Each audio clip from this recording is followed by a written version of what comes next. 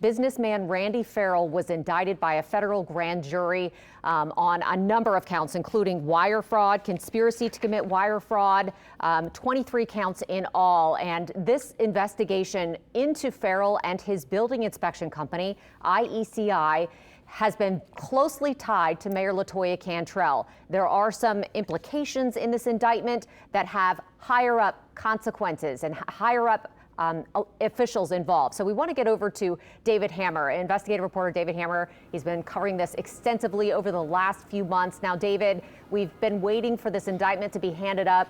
It's here. What do we know right now? Yeah, Katie, I have the indictment here. We just got it moments ago, and it actually tracks exactly what we've been reporting for most of this year about payments made by Randy Farrell to Mayor LaToya Cantrell. It does not name LaToya Cantrell by name. It calls her Public Official 1, but it is very clear that it's referring to her. And as we previously reported, it says that Randy Farrell purchased tickets, $6,000 worth of tickets to the 2019 NFC Championship game for the mayor and others, then continued to want her to get rid of a city official, Jennifer Cecil, who was investigating him for alleged fraud inside the Safety and Permits Office. Randy Farrell, again, he owns the largest inspection company, building inspection company in the city, IECI, and he was using that position to allegedly get permits to do both electrical work and then inspect that work on the back end.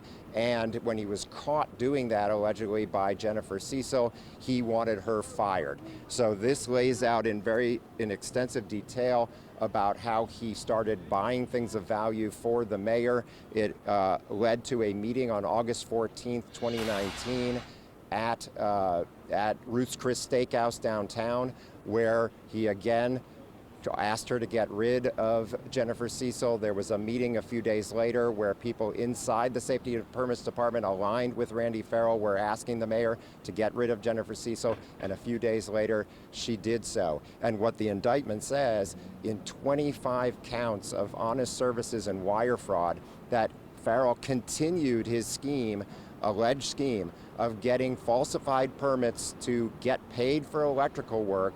He would arrange with a licensed electrician, which he did not have a proper license in the city of New Orleans. He would work with someone who was properly licensed, exchange money, get paid, and then inspect that work on the back end and say it was okay, up to code, safe, good to go.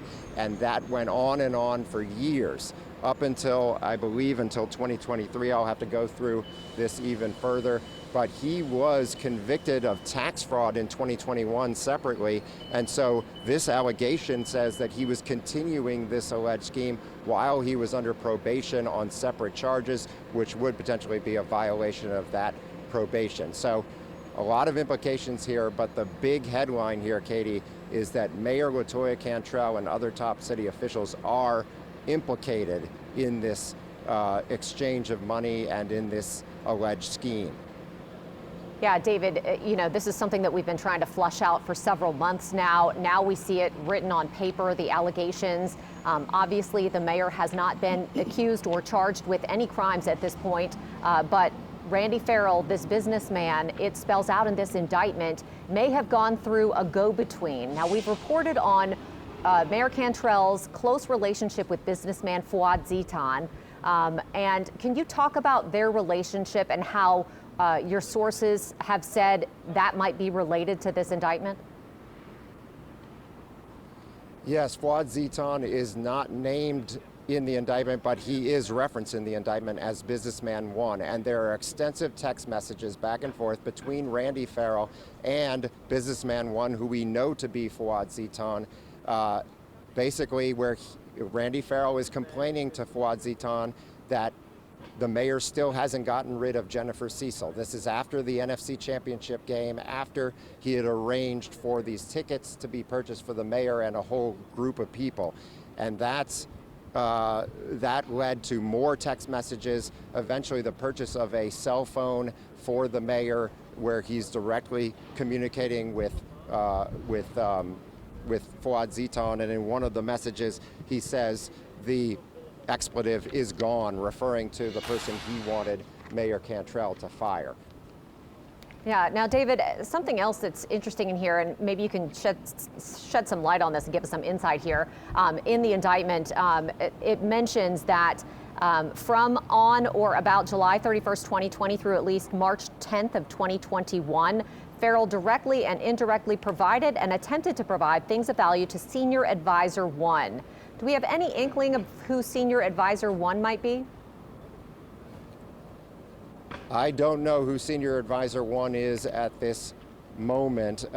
We have some ideas, but I don't want to go that far until I have it confirmed. Absolutely. I can say that he was, I can say that this goes into great detail about the various electricians that Randy Farrell teamed up with, allegedly, to do this whole scheme, and some of them got directly involved. There's somebody that we know from documents that we received is an electrician named Chet Pearson, who is identified in here as licensed electrician 1, who then tried to continue to put pressure on with a letter saying that my friend and associate had the fortitude to expose the significant professional shortcomings of an employee in the city in a meeting with public official 1, referring to Mayor Cantrell. So we have, it goes into how then Randy Farrell used different means once he was caught using checks to pay for these falsified permits, allegedly falsified permits. He then switched to using money orders. And then when he was caught doing that, or potentially caught doing that, he switched to using a direct sign-up system, payment system through a web portal at the city of New Orleans called the one-stop process. So those are the things that we're still fleshing out, Katie. Those are the things where we need to check with sources and make sure that we identify the proper people. But clearly there were multiple people at high levels in city government who were part of this alleged scheme to protect Randy Farrell, allow him to continue making millions of dollars a year doing this work where he was not allowed to do it, and then have the ability to inspect and approve that work on the back end. And the implication is that he wouldn't have called out anything wrong with his own work and would allow potentially dangerous work to go forward, electrical work that can cause, obviously, hidden dangers, as you and I have reported over the years. Yes, absolutely. Now, this indictment does not include any type of bribery count, but bribery does play a role here. Can you talk about that a little bit? Yeah, I mean, honest services fraud is almost related to bribery in the federal criminal code. It doesn't involve a direct quid pro quo. In other words, they don't have to establish that Mayor Cantrell received things of value in exchange for doing something for Randy Farrell. What they're trying to establish is that these public officials engaged in fraud, defrauding the city of New Orleans and the taxpayers and the residents of honest services. That has been challenged. That ability to pursue charges on that charge has been challenged to the U.S. Supreme Court and has been severely restricted by the U.S. Supreme Court. So it'll be interesting to see how they proceed on that versus a bribery charge, which, as we just discussed, involves saying this person did this directly in exchange for something of value.